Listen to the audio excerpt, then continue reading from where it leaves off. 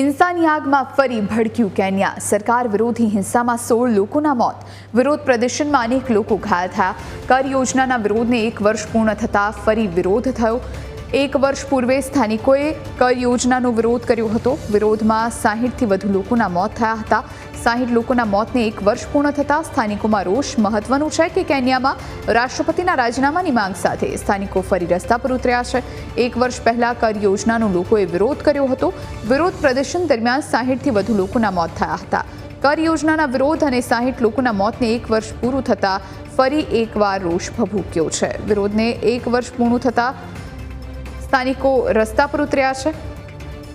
આ વિરોધમાં 16 લોકોના મોત અને અનેક લોકો ઘાયલ થયા હોવાની માહિતી પ્રાપ્ત થઈ રહી છે।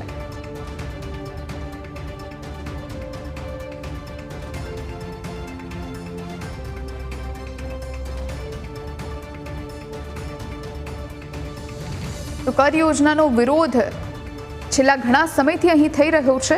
1 વર્ષ પહેલા પણ આ જ પ્રમાણે લોકો રસ્તા પર ઉતર્યા હતા, વિરોધ પ્રદર્શન કરી રહ્યા હતા અને એ વખતે 60 લોકોના મોત થયા હતા। આ વાતને 1 વર્ષ થયું ને 1 વર્ષ બાદ ફરી એકવાર કેન્યાના લોકો રસ્તા પર ઉતર્યા અને અત્યારે પણ 16 લોકોના મોત થયા હોવાની જાણકારી મળી રહી છે। કર યોજનાનો વિરોધ આ લોકો છેલ્લા ઘણા સમયથી કરી રહ્યા છે।